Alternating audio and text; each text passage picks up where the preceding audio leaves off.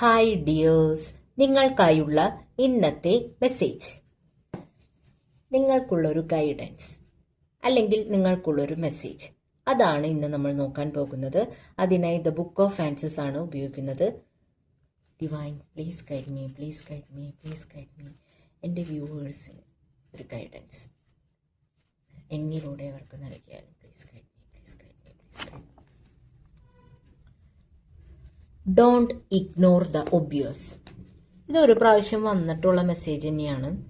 അപ്പോൾ എനിക്ക് മനസ്സിലാവുന്നത്, ഒന്നില്ലെങ്കിൽ അന്ന് ആ വീഡിയോ ഇട്ടപ്പോൾ കാണാതെ പോയ കുറച്ച് പേര് ഈ വീഡിയോ കാണുന്നുണ്ടായിരിക്കും, അല്ലെങ്കിൽ അന്ന് കണ്ട ആൾക്കാർ ഇത് ഒരു ഗൈഡൻസ് ആയിട്ട് എടുത്തിട്ടുണ്ടാവില്ല, ഇത് നിങ്ങളുടെ ജീവിതത്തിൽ ഉൾപ്പെടുത്തിയിട്ടുണ്ടാകില്ല. അതായിരിക്കും കാരണം. സത്യമായവയെ ഒരിക്കലും ഒഴിവാക്കി കളയരുത്. സത്യത്തെ എപ്പോഴും ആക്സെപ്റ്റ് ചെയ്യാൻ പഠിക്കുക.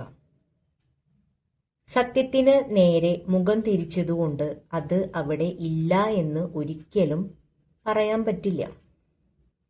അപ്പോൾ നിങ്ങളുടെ ജീവിതത്തിൽ സത്യങ്ങളെ ആക്സെപ്റ്റ് ചെയ്യാൻ തയ്യാറാവുക. ശരിയാണ്, കുറച്ച് വേദനയൊക്കെ ഉണ്ടായിരിക്കും.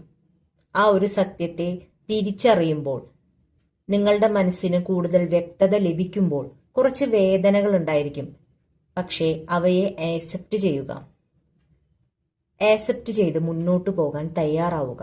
അല്ലാതെ ഇതൊന്നും ശരിയല്ല, ഇതൊക്കെ എൻ്റെ ഇല്യൂഷനാണ് എന്ന് പറഞ്ഞുകൊണ്ടിരുന്നാൽ നിങ്ങൾ നിങ്ങളുടെ ജീവിതത്തിൽ എങ്ങും എത്തില്ല. അപ്പം അതുകൊണ്ട് സത്യങ്ങളെ, നിങ്ങളുടെ മുന്നിൽ തുറന്നു വന്ന ആ സത്യങ്ങളെ ആക്സെപ്റ്റ് ചെയ്യുക. ഇതാണ് യൂണിവേഴ്സ് നിങ്ങൾക്ക് നൽകുന്ന ഗൈഡൻസ്. Thank you dears.